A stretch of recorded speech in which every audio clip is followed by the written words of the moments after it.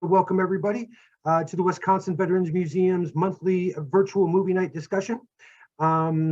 This event, of course, is sponsored by the Wisconsin Veterans Museum Foundation with support for the foundation in the memory of Pat Finley. So thank you to the Finley family and also to the Wisconsin Veterans Museum Foundation for their continued support and all of our virtual programs that we put on here at the museum or on a Friday night in my apartment. I hope everybody's doing well and enjoying the beginning of the weekend. There's Lisa right there. Fantastic. It's good to see her back. Tonight, we are going to be looking, as you can see on Chris's background there, the 2001 movie Foxhole. This movie was directed by Jack Fessenden, brand new director, just barely out of cinematographic school, as well as cinematography by Colin Brazee. I think I'm saying that right. And he's also very new to the field as well. So this is a very, I don't want to say wet behind the ears directorial team, but they certainly don't have a lot out there to their credit. As I was trying to find some information on these two gentlemen, there just really wasn't a lot out there. Nothing that I had seen of their work at all. They do have a few smaller films out there, short films, and a couple of full-length features, but nothing I've ever heard of, more independent. So maybe as time goes on, we'll see these two rise in the ranks and start to do some bigger pictures. As well, the cast was not a cast that I could find a whole lot of information on, and I'm not really familiar with any of these actors at all. Motel Foster played Jackson. Cody Castro played Clark. Alex Hurt played Morton. James LaGrosse played Wilson. I have heard of James LaGrosse. He's been in a few films that I have seen. Point Break, if you've ever seen that. And there was another one too, I can't recall, but I have seen James LaGrosse in some films before. And then Andy Matichak played Gale in two different kinds of settings, in the Iraq scene and then also in the Civil War scene at the very end of the film. This film was produced by Glass Eye Pix, which happens to be Jack Fessenden's father's production company. Jack Fessenden's father is a cinema director as well, with a few more big titles to his credit. And also produced by New Entertainment, spelled N-O-U-S. Distributed by Samuel Goldwyn Films. It was released in May of 2022 here in the US. And it was filmed mostly in the Hudson Valley, up in upstate New York. I thought when I first watched the film that it was mostly done on a soundstage. I was incorrect. It was done on a field. And we'll talk a little bit more about how they put all that together in a few minutes. And then, of course, the very end of the Iraq scene where they do have to exit the Humvee, that was filmed out in the Mojave Desert of Southern California. Not the most, I don't know, climate-friendly place to film a movie, but I guess if you film there in the right time of the year, you're okay. I tried looking up financial information in this film, such as budget and box office receipts. I could find absolutely nothing. This was a really low budget film, as you can tell by watching it, and also just by looking at who was on the crew for the film as well. It's a very small crew, to include no technical advisor, and well, I'll definitely bring that up in a little bit as well. But we'll just briefly go around the room and see how everybody liked it. Chris, you're first up in my lineup here in my boxes, so we'll start with you. How did you enjoy the film? Well, since I recommended it, obviously I enjoyed it.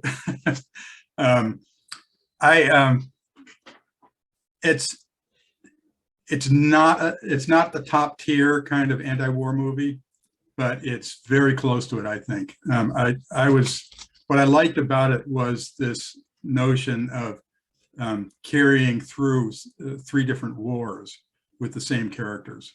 I thought that was original, and I liked the way they did it. Jackie, how about you? How did you enjoy the film? I liked it. It was interesting that the characters went through each different stages. I enjoyed that, actually, because then I was trying to figure out, well, who are you now? So yeah, it was good. I liked it. Kept me on my toes, like, oh, who's he now? Okay, we do have another person coming in. It's not somebody that I recognize. I hope it's not a prankster, but we'll see. We'll let Miss Grace in and see if Miss Grace is going to enjoy our discussion. Lisa, just from your point of view, a thumbs up or thumbs down, how did you enjoy the film?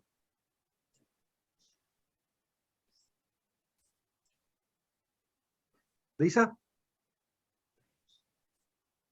No, Lisa has lost all audio and video. And as a matter of fact, if I'm not mistaken, she's frozen. I think she's lost connection Yeah. altogether.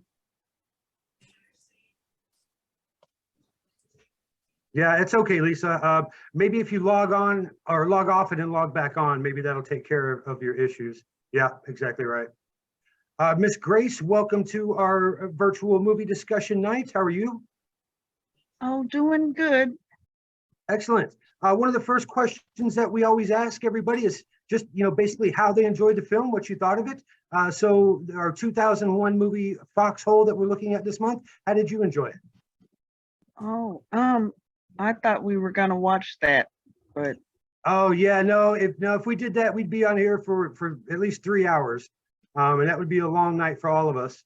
So we don't actually watch the film, we talk about it. I provide links to it when I can. I can usually find free versions, and I'll provide those along with discussion questions, and then we all watch it prior to, and then we meet up tonight and discuss it. So sorry for any confusion. You're still more than welcome to join our conversation though. all right, thank you. Lisa, how'd it go? I don't know. There you Can you hear go. Perfect. Good. We can hear you. We can see you. Fantastic. Okay. I was in the middle. You were in the I middle on did- this one? Yeah, I understand the cinematography has purpose and stuff like that, but it made me feel like I was in a Twilight Zone. I didn't like the feeling. Actually, I didn't think of it that way, but now that you say it like that, I could definitely see that, especially with the characters coming back, and to each sequence as they're moving through time. I could definitely see how it would have kind of like a Twilight Zone feel to it for sure. No offense to Chris, since I wasn't going to say it, but he already brought it up. He's the one that recommended this. I did not care for this film at all. I think maybe if the script was a little stronger, it might have supported moving through the periods like it did, with really no sort of background, no sort of backdrop. And like I said, that they filmed most of this up in upstate New York. And what they did was they basically rented out a field from a landowner, and they dug a trench. The same trench for the Civil War was used as the trench for World War I, the same scenery. They built a big tent around it, like a big party tent that you would see at a wedding. That way that controlled their environments, and it also controlled their lighting. And then they black matted and green screened the background when they needed to. So they could include things like more fog or the bullets whizzing by and stuff like that. And then the Humvee sequence was filmed also in upstate New York inside of a small set. And then when they actually had to film the exterior of that, when they were in the Mojave Desert, then they actually had a Humvee, and they were able to do some exterior shots. Each segment took about 5 days to film. They wrapped this movie up in less than 3 weeks. Well, yeah, less than 2 weeks actually. I think it was a total of 14 days of filming time. And I realized that it was a small budget film, so you're limited with what you could do. And I do appreciate that, but I don't think the script was strong enough to carry it all the way through. Nor do I think the acting was strong enough to carry it all the way through. Like I said, the only actor in this film who really has any bona fides was James LaGrosse, and he was Wilson. He was the older of the soldiers. The other actors really don't have much of a biography, except for maybe Alex Hurt, who played Morton. So I didn't feel the acting was strong enough, and I didn't feel that the script writing was strong enough to do what they were trying to do. I see what they were trying to do. I get it, but I couldn't get behind it very much. Sorry, Chris. Just shows everybody has their own taste. No, absolutely right. Absolutely right. I did find the concept interesting and unique. I can't recall anybody who's tried to do something like this, using the same actors and depicting different segments in time. So I thought that was pretty good. And starting with the Civil War sequence, the opening scene, you have, I think his name is Asa Hutchinson, who was the Confederate soldier at the very beginning. And he's been in a battle. He's been knocked out, obviously, and he comes to. Finally, everybody around him is dead. And he gets up and he just starts trying to make his way. And he comes across this burning tree.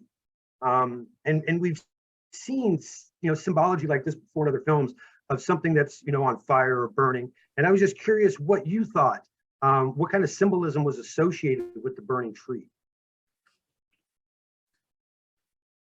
Who, me? Anybody can jump in, Jackie. I was trying to figure out why it was burning, because they really didn't look like they were by a house. But for me, it was like the symbolism of the Confederacy and the cross burnings for the Civil War.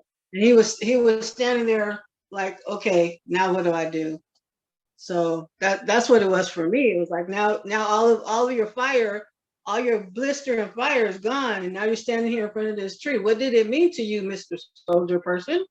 So that's what it did for me. Anybody else have any thoughts on that?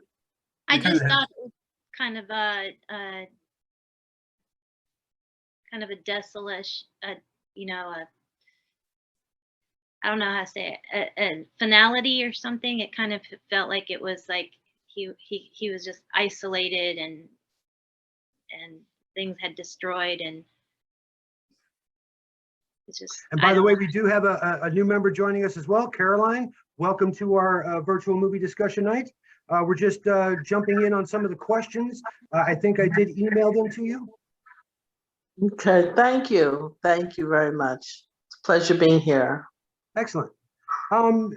We've all kind of gone through everybody so far, just talking about what we thought of the film, and now we're jumping into the questions. We're talking about the first question here about the symbolism of the burning tree that we see at the beginning of the film. Chris, did you have a take on that? I kind of had several. Oh, sure. One was what Jackie said. It was kind of like the cross burning. And I saw it as a premonition because the Klan didn't exist at that time. They came in around 1870, I think it was, during Reconstruction. So I thought that this was kind of a premonition of the Klan cross burning, and also symbolic of the trees where they would have done the lynchings. Another one was, it might have been sort of symbolic of the burning of Atlanta on Sherman's March to the Sea. And the one that kind of I thought of was, it might have been symbolic of the burning bush on the road to Damascus. And I kind of had that similar thought as well. Or maybe that's just because I watched the 10 Commandments a couple of weeks ago. I'm not sure. Because I thought the voiceover from Morton was kind of indicative of that kind of this revelation. See, now I thought the voiceover was Wilson, but I wasn't quite sure. They never made that clear who did the voiceover. Oh, in my in the subtitles as I was watching it, it said Morton. See, and you had said something, maybe it was the last time we met or the time before, about having the subtitles turned on and the things that you were catching. And I was going to do that, and I forgot all about it. So maybe I'll, well, actually I won't do it for next month because I won't be doing it next month. Molly will be taking care of it. I'll be on vacation. But yeah, maybe I should turn on the subtitles from now on, just so I can catch some of those things. Go ahead, I agree with that. I lost, there were some segments that I replayed because I didn't catch it, and I replayed it and I still didn't catch it. Yeah, I think I'm going to take Chris's advice and start turning subtitles on. There's been quite a few times when he's come up with explanations simply because he's had that on, that kind of that light bulb goes on. It's like, oh yeah, that's what's going on. Okay. One of the reasons I turn subtitles on is because a lot of times the sound on movies is not all that great. Yeah. I mean, muddled and so on. So I just routinely turn it on make sure I'm not going to be missing something. No, good. See, I find myself just watching the subtitles though, as opposed to the film, and I feel like I'm missing, you know, a lot of the cinematography or maybe, you know, the action or some symbolism or something, because I'm glued to what it's saying down below when I'm constantly reading. I also thought, you know, and like you said, Chris, I had that image of the burning bush in my head when I first saw it, but also thinking about the film's theme on how destructive war is, and I think that's why they used the same group of actors through each sequence, is to kind of show you that war really doesn't change. The implements of war may change, the battlefield may change, but war itself is just a destructive element that takes lives, and among other things, you know, it destroys our natural scenery, or it destroys our land, wherever that, you know, land is. And we clearly see that in World War One, especially when you get some images from the Somme, and just the trees are just destroyed and there's nothing left. And so I kind of thought that maybe, you know, the burning tree as well was kind of symbolic of just how terrible war is. And with them creating this theme of that throughout the film, you know, and seeing this within the first not even minute, you know, they strike a chord and they stick with that theme throughout. Could also perhaps indicate the burning of the soul. That, yeah, that's true too. And we see multiple examples of that through this film, particularly with Morton in the World War One scene, and we'll get to that in just a second. Excuse me.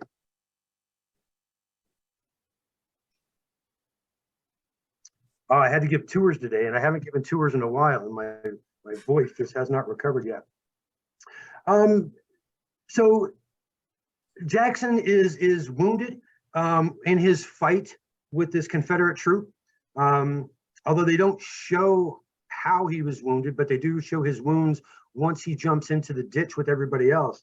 How do these Union soldiers reconcile their choices amongst Jackson, whether to abandon their post, to take him back to an aid station, or to stay and fight against these insurmountable odds that Jackson is describing that are on their way? How do you think they reconcile those choices?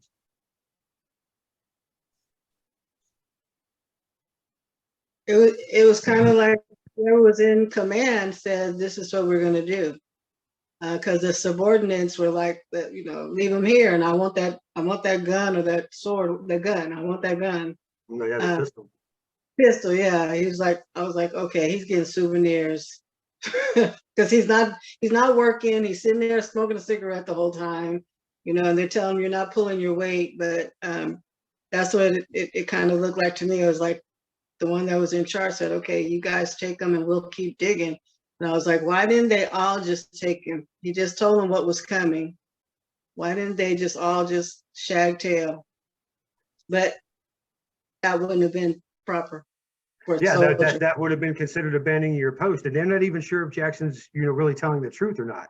I mean, we see at the end of the film that he is, and there's no reason for at least the audience to think that he's not. But certainly the troops in the Foxhole with him, they're skeptical to a point.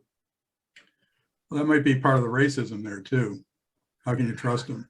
Oh, certainly was. And as a matter of fact, there was an N-word that came out, which, yeah, I guess it is what it is. I don't like it. But I understand that we're also looking at a historical film, and we're looking at, you know, people's actions and language from the 1860s. And that's, you know, that was common back then. So definitely there was a bit of racism and, you know, instilled not only in the first section, but in the second section too, I thought, in the World War One episode. And then kind of going back to what Jackie just said, you know, the Morton, who was the leader of both the first and the second segments, you know, he made a decision, and that's just what they were going to do. But it really didn't turn out like that in the World War One episode. There was a bit of, I don't want to say revolt, but certainly the decision that was made wasn't very popular, and they kind of spoke up against it. But they didn't do that in the first segment. So I think I like the way that the director showed both sides of that. You know, if you have a commander that you don't agree with, what do? Do you just follow orders blindly? Or do you use your own rationale, your own good judgment? It's tough. I thought the distinction between the two had to do with what the character of the act was going to be. I mean, in the first one, it was basically, they were arguing over whether it was going to be a non-act. Are we going to take him back or not? And the second one, it was there going to be an affirmative act of killing? But in either instance, a life was either going to be saved or not. Right. But yeah, you're right. There is that distinction between it, you know, a non-act, like you said, and then action, for sure. Well, I think the difference in part was that the act of killing would have been, even though we didn't have you know, the war crimes statutes and so on, it would have been considered the equivalent of a war crime, whereas basically letting Jackson die in the Civil War scene would not have been regarded as a crime at all. Do you think one is more ethically Justifiable? ethically accepted than the other? I think that leaving a wounded soldier to die because you have another mission would have been seen as understandable. Sure. Okay. And maybe ethical. I'm not sure that killing an unarmed prisoner of war would have been seen as the same thing. I mean, we know it happens, but technically that would, and legally that would these days be considered a war crime. Yeah, yeah. And kind of moving back to Jackie's point as well, you have Clark, who is, at least in the Civil War segment, is really only looking out for himself, nobody else. He doesn't want to abandon his post and get in trouble. He doesn't want to have to fight and die. He is just, and he even says this is self-preservation. Do you think it was self-preservation the way Clark was acting, or do you think it was maybe more cowardice? I think he had nothing else to. The service allowed him to be a part of something because it was like he had nothing else outside of that. And then he wasn't going to do what he didn't want to do because he really didn't want to be there in the first place. But it was like, okay, I'm here, I'm getting my whatever I'm going to do. And when this is over with, maybe I'll be able to come home. Oh, okay. That's what it felt like to me. And quite honestly, Jackie, that's probably the sentiment of, I would say, 70% of all soldiers who have been in combat. I really don't want to be here. I'd really rather be doing something else. But while I am here, let me at least try to get home and get through it all. Right. Sorry, Lisa, go ahead. I thought he was just kind of a little immature, obnoxious rabble rouser. He just kind of wanted to be the friction there. Yeah, and of course we have to have friction, otherwise, you know, it's pointless. We might as well just sit there and watch people smile at each other all day. But yeah, I was really put off by his character, at least in the Civil War section, right from the get-go. He was smarmy. He didn't do any work. You know, I kind of looked at him as lazy. My attitude changed on his character as the film progressed, but at least in that Civil War section, and definitely, you know, the first few minutes that we meet him, I did not care for his character at all. And like I said, he grew on me a little bit. But yeah, those first few minutes, he was just reminded me of some soldiers that I had back when I was in, and those are the ones that you chapter out, because when you're in a foxhole, you know, these are people that are going to be saving your life. And if you can't trust them to do that, they don't need to be there. Right. I had, toward the end of that segment, I concluded that he was really scared, but camouflaging it through false bravado. That's a good point. Excuse me. I'm busy. Thank you. Sorry, my puppy is getting a little vocal over here. But yeah, no, that is a good point, Chris. And that is one way to hide fear, is to put up that false front that you're actually braver than you think you are, and just trying to show other people that you're a real soldier. I hadn't thought of it that way, but you're right. That very well could be the case, because that is a common reaction to those kinds of situations. So they make this litter. They take Jackson. Morton and Wilson stay behind to finish digging the trench. As we see at the end of the film, Jackson's information was correct. The Confederates pour into that foxhole. We don't see the aftermath of that, which I was kind of curious about, and I'll bring that up at the end of the World War I section. But then what I did like about how the director and the cinematographer worked really well together was how they cut the scenes together. I thought they did a good job of that. Bravo to them. And I was a little surprised, although I don't think I should have been, that when the World War I segment came up, it was in black and white. Why do you think they decided to shoot this particular section in black and white? I think it was partly well, we had the fog with the Civil War, and then the color and the brightness from Iraq, and so I think it was a distinguishing feature, but also it was nighttime, and I think it helped to be in black and white. Yeah, absolutely right. 100%. I would agree with all of that. Anybody else have a thought? It was that, the scenery, the time frame, but in that time frame it was black and white. Right. Yeah. And I kind of liked when they did that. I like I said, I was a little surprised, but I thought it fit really well. And as I was doing my research for the film, the cinematographer Colin Brazee, he really wanted to make, just like you said, he really wanted to make each segment its own distinct piece of the movie. And so, yeah, like Lisa, like you said, we have, the fog that's almost overwhelming at times in the Civil War section. In Iraq, it's bright, it's colorful, there's lots of sunshine. And then so you really needed something to differentiate the World War II segment. And so putting it in black and white, I thought was a good choice. And of course, I always like to watch films in black and white. So it's just, I don't know. I like the old stuff.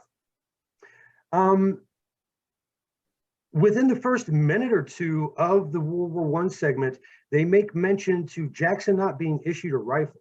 And I'm curious if anybody might want to take a guess at why he wasn't issued a rifle.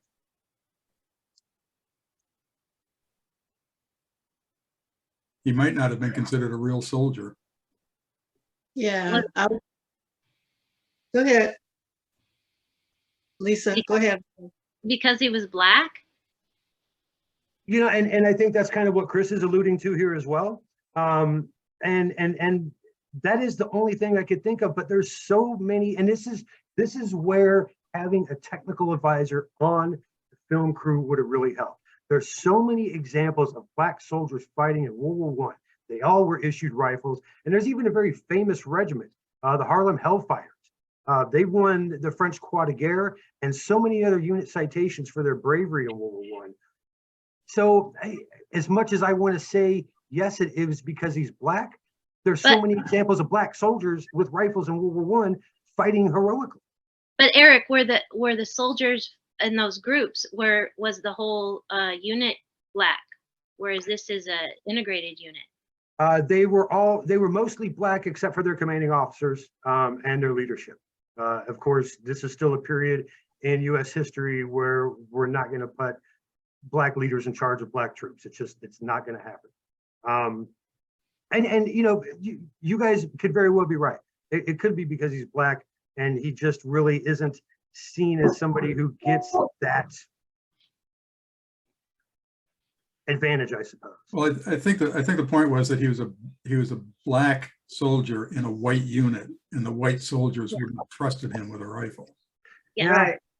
I still have to go back to historical precedent. There's plenty of black soldiers in white units that had rifles and fought as well. But like I said, this is where a technical advisor would have come in handy. He could have looked at the script. He could have done some tweaks to make this just a little more sellable, I suppose. And of course, you know, I'm a military historian. I'm nitpicking to no end on all these little details, which it's a movie. You're supposed to just sit back and enjoy the movie, right?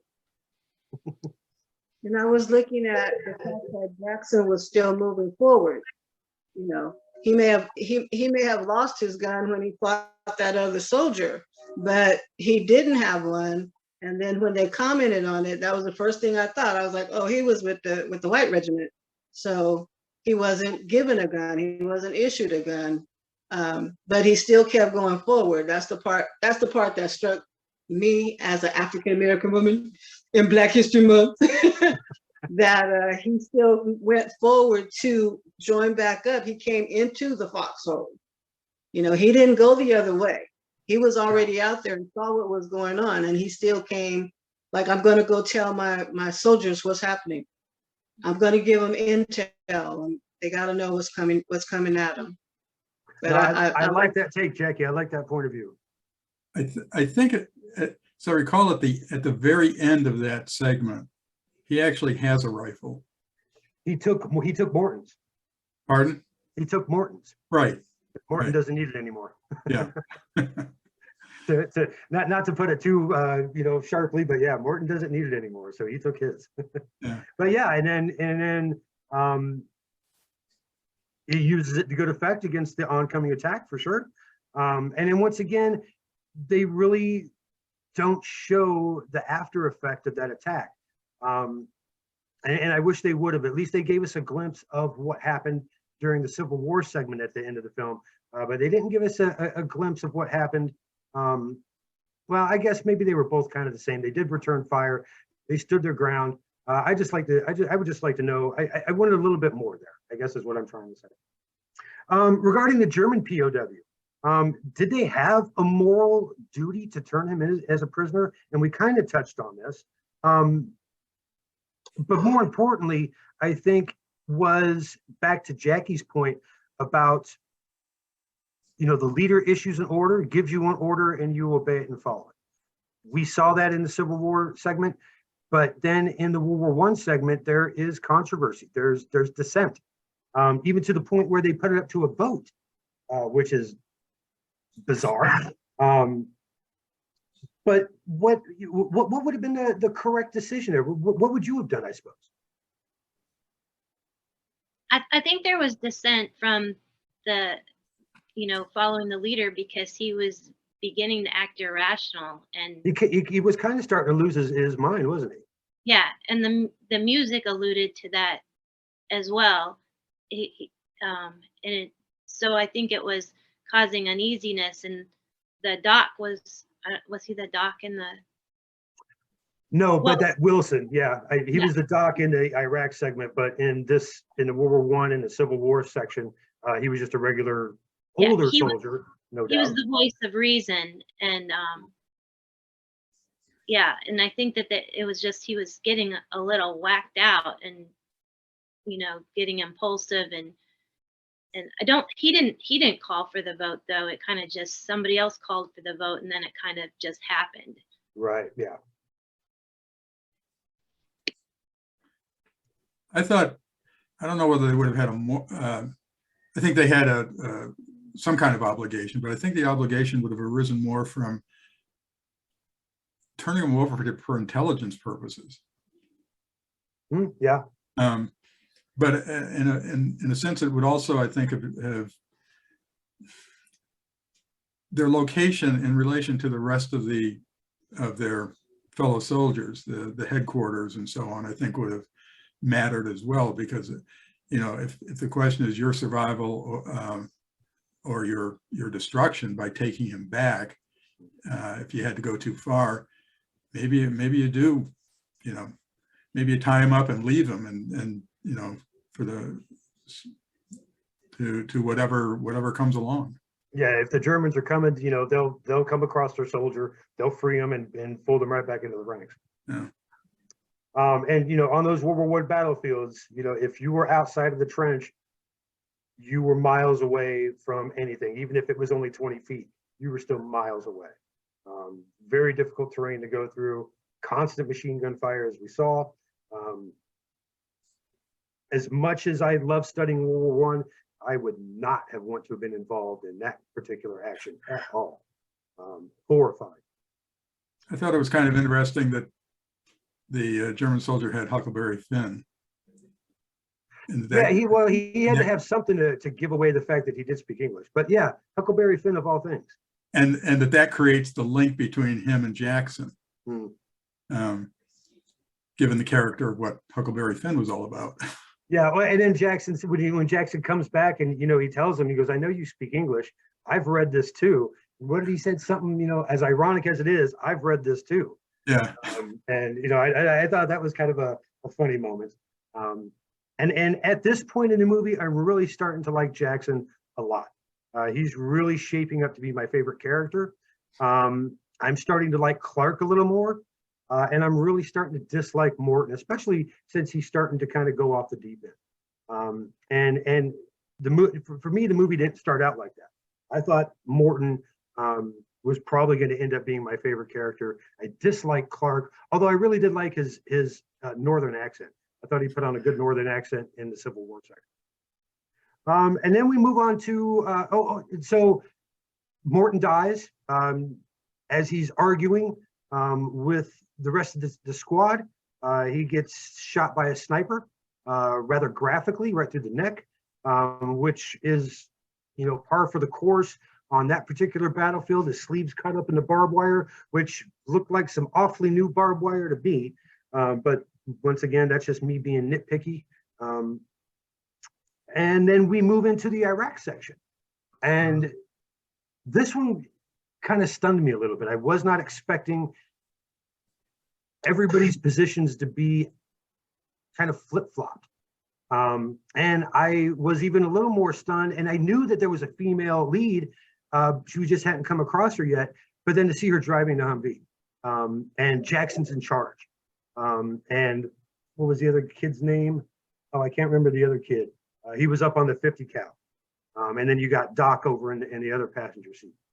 So the whole reversal of just kind of how this story is being told, it kind of hit me a little bit. And I did like that about the movie. It didn't stay sedentary, and it kind of just kept you guessing at times, I suppose. Sorry, go ahead, Chris. I just want to go back to the World War I segment. There were two things that caught me. I didn't know if they struck you as that. There was that opening scene with the horse. Yeah. And as I recall, there was also a horse in Jarhead. I think it was out in the middle of the battlefield. I don't recall that. Well, one of the other movies we saw had a horse out in the middle. Pardon? I remember that. Yeah. And I was just kind of wondering whether there was something special about horses in battle scenes. Particularly solitary horses that the soldiers come across, and seems to be some kind of symbolism. But the other thing that struck me was when the German soldier comes across the horse and stops and sees it. It was kind of similar to the Confederate soldier seeing the burning bush. It's like the German soldier sees this horse as something symbolic. And he says the translation in German was, "Keep going, be free." Which I thought was kind of interesting, because it sounded like, it struck me that the German soldier himself was also kind of looking for that as well. Oh, certainly. Yeah.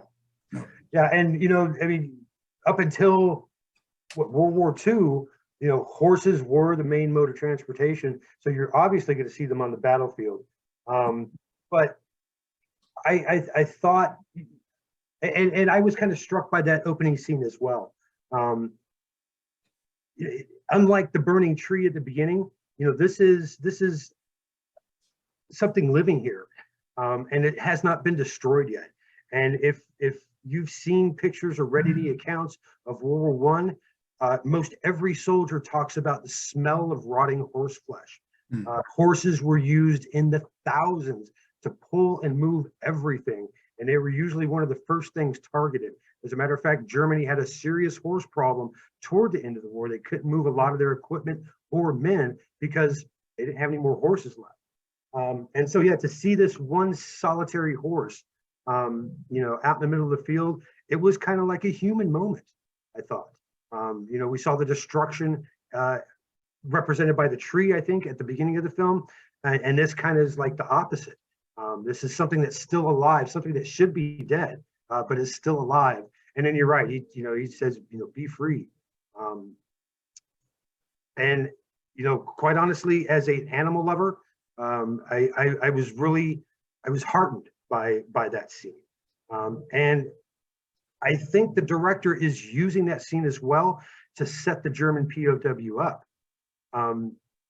Because he gets into the ditch, he gives this information, and then at the first chance he bolts and gets out of there. You know, so it kind of left me at least wondering, well, was the German telling the truth? Was he on the level, or was he just feeding you a line so he can, you know, get some sort of distraction to get out of there? And then we learn at the end of the film what actually happens. But I thought that he was trying to show some humanity from the German, to kind of maybe throw you a curveball a little bit. Maybe once he gets in the ditch, he's not going to be as humane, and the first chance he gets, he's going to kill every last person in that foxhole.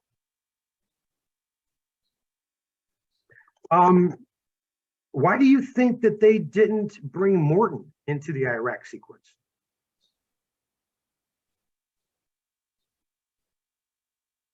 I mean, these are clearly not the same people. You know, they don't live continuously for, you know, 100+ years. Well, he did die. Yeah, but you know, like I said, you know,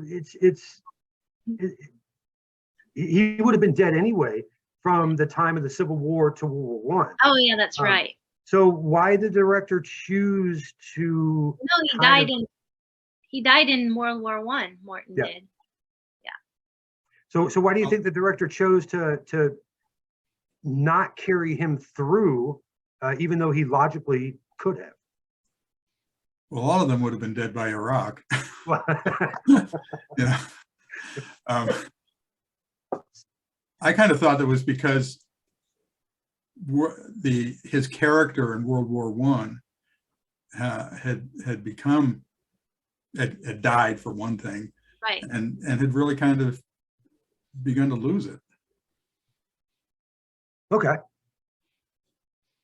You know, and of course, you know, we're all looking at this from the viewpoint of having seen the whole film.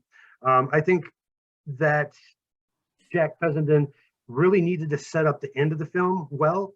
And I don't think he could have done that if he would have carried Morton through. I don't think him appearing on his farm and seeing his wife again, I don't think that would have resonated as strongly had he been in the last sequence.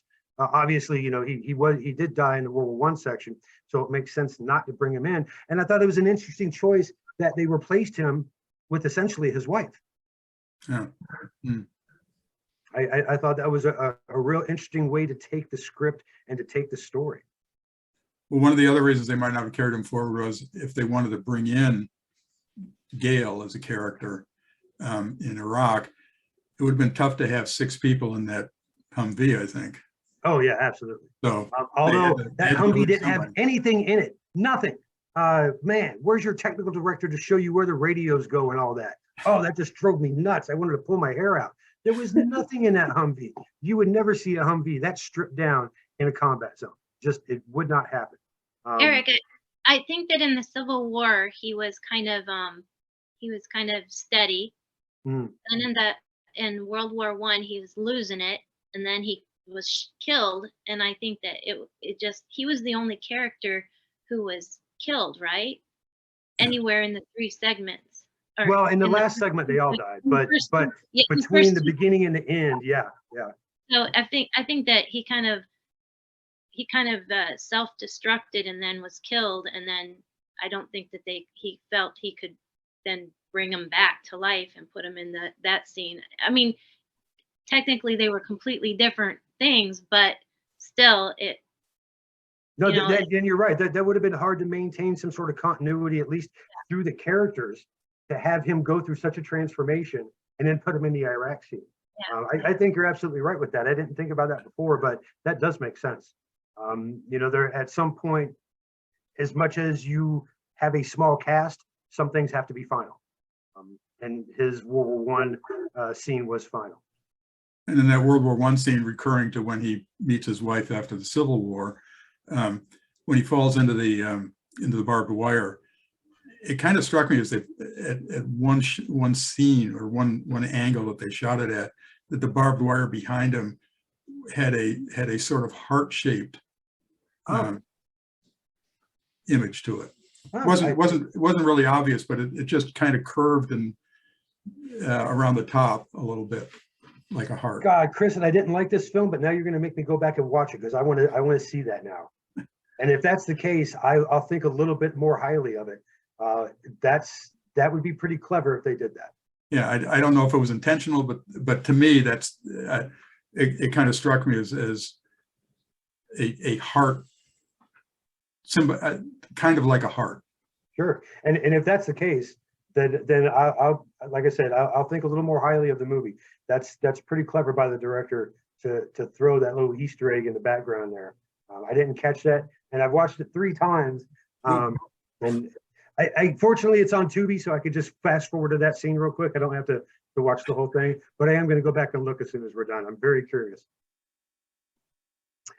So they're driving through the desert. I'm sorry, I've been to Iraq.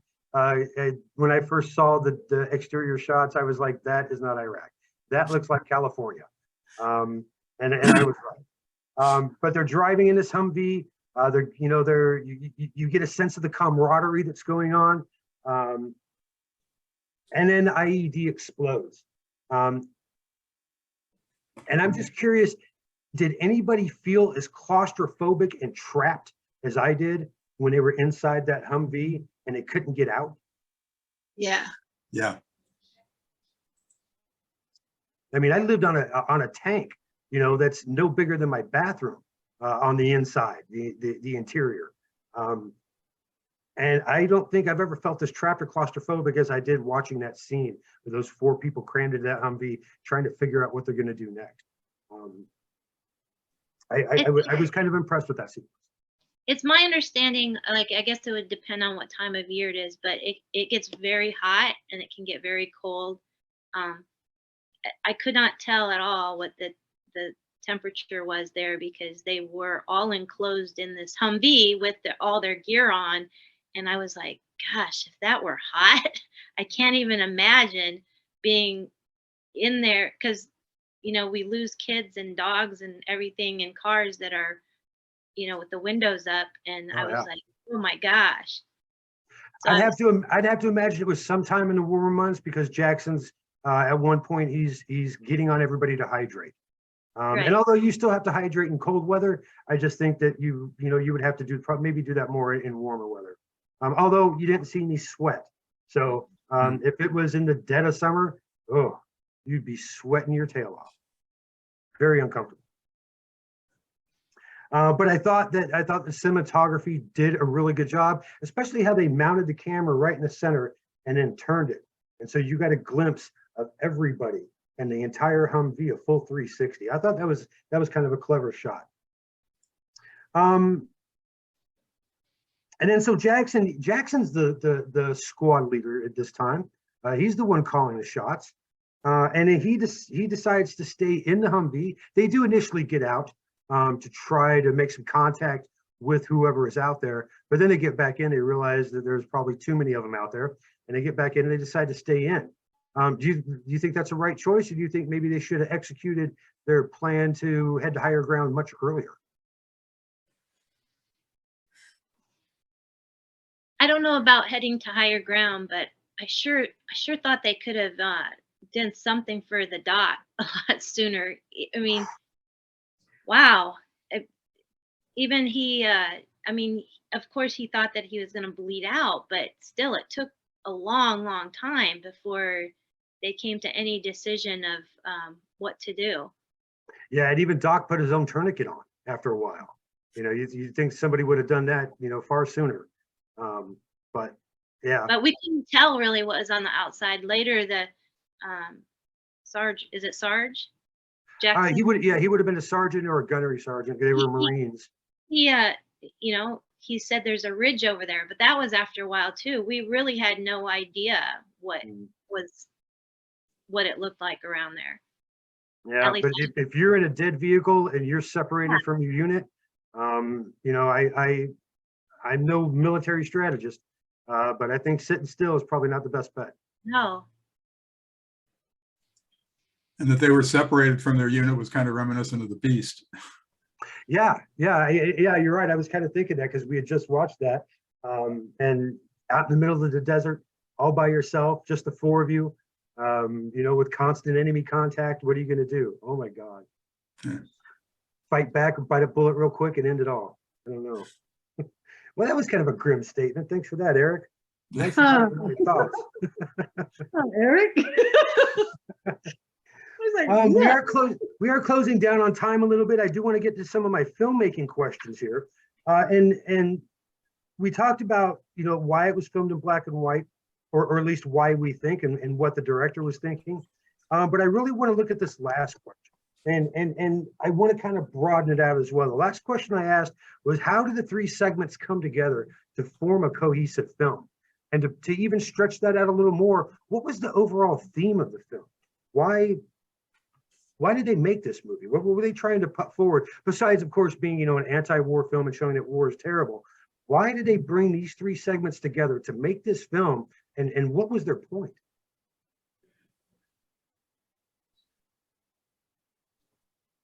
Well, I think it was the point that you made at the beginning, which was, you know, it doesn't really change. The mechanics of it might change. You go from horses you go from walking to horses to mechanical transportation, but in the end, you're dealing with the same issues. I thought there was sort of like a recurring theme seemed to be the duty to yourself versus your duty to others, because there's a lot of that going on in the film. Who do we take care of? Who do we leave behind? Who do we kill? And they spend a lot of, I mean, one of the problems I had with the film was in several places, I thought it was rather didactic. But I think that was the point of that had to do a lot to do with the point of the film, which was, you know, war brings out some of these basic moral issues. And the basic moral issue that I saw here was that they spend a lot of time talking about self-preservation, but they also spend a lot of time talking about their duty to others, their duty to stay in their position, to fight, which would be in connection with what their obligation was to other people.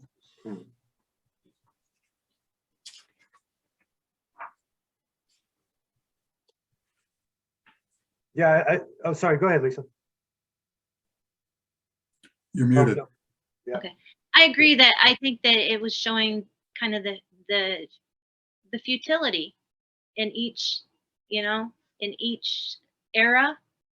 There's a, you know, a futility to war that just is like, it's hard.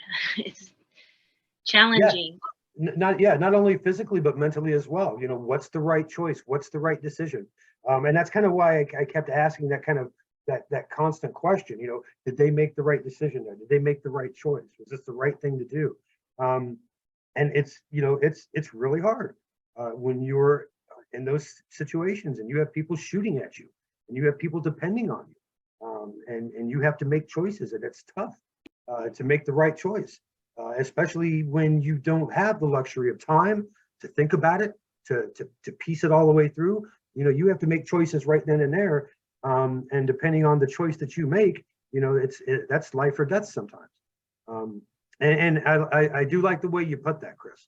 You know, how there's both sides of the coin that they keep talking about throughout the film, not only self-preservation, but also, you know, your duty, what you're supposed to do. Thinking of yourself versus thinking of others. And that's one of the big themes in not military movies, but the military itself is, you know, putting yourself or putting everybody else above you.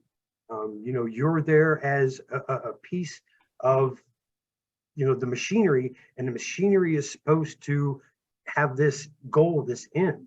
And when it works out for the best. And when it doesn't, well, it's unfortunate. But I think you're absolutely right, Chris. There's that distinction between, saving your tail, or someone knocked on my door. Nobody ever knocks on my door, especially between 7 and 8 on a Friday night when I'm doing movie nights. But yeah, no, I do like the way you put that, Chris, and I think that's probably as close to hitting the mark as I think any of us could probably get. I also thought I thought they were trying to make the connection among all these scenes by opening the Civil War scene with the overhead shot of the soldiers on the field, all dead, and then closing out the Iraq part of the third segment with a similar kind of scene showing the soldiers dead in the desert. Goes to Lisa's point of futility. Yeah. I mean, they were fighting, but they were dead. Yeah. And I even had a kid ask me on my tour today something to the effect of, why do we fight wars? And I really didn't have a good answer for him, because there's really no good answer. We're humans, and I guess we're, for lack of a better term, we're kind of stupid in that sense. We're hardwired to create conflict amongst ourselves. And when that conflict is small, my neighbor's yelling at me to turn my music down, it's nothing. But when that conflict grows huge, and you're looking at ideologies and different, countries looking at each other, it gets rather intense, and rather unfortunate. Power. Sometimes it's power, Lisa. Sometimes it's religion. Sometimes it's, a political philosophy. There's a lot of reasons. But power is definitely one of the top ones. Aren't those in the religious reasons and political? Isn't it that shift though? I mean, they're all a means of power. No, you're right about that for sure. Your religious beliefs or your religious up or your political views higher, it's all about who can push around somebody else. Yeah, I would agree. It all comes back to that kind of one simple, frame of mind for sure. I kind of think of that. There was a Star Trek episode where they had these two groups that were constantly fighting each other, and they couldn't figure. And Kirk can't figure out what the hell is going on. And you look at them, and it turns out that one side has their faces have colors divided down the middle, but they have opposite colors on which side. I mean, one side would have like blue on the left side, and the other had blue on the right side, and that was the distinction between the two, and that was what they were fighting over. Well, I did say that there's a downfall of humans. God, maybe, if we ever discover any other alien races, hopefully they're not that idiotic. Hopefully they can see things a little bit clearer and straighter than we can. Before we get into my last question, I do want to bring up the very end of the film, which I thought was my favorite part of the film altogether. And that's when Wilson is in the general store after he gets out of World War I. And he purchases whatever he's buying, and he turns, and there's that German soldier standing there. And I don't know, for some reason, I thought for sure that at the end of the World War I segment, when the German soldier bolts, even though he was giving them correct information, he was still a bad guy. And then that last scene, when they shake hands, I was kind of blown away by that scene. I thought that was really well done, really well placed, and I think it brought the whole movie together. As much as we spend all kinds of energy just trying to destroy each other, there's still those little connections in humanity. They're still left. You can't get rid of them. It was like they came out of the foxhole. That all through the movie, it was the foxhole, the Humvee. They were all in a foxhole, And that war horse, I mean, if you look at the story of the war horse, for him to be in that place at that time, that's your rook, your knight. I was looking at it, just took me back to like a little chessboard, and they were the pieces that the powers, the religion, the whatever, the civil whatever, was moving around, and they were losing.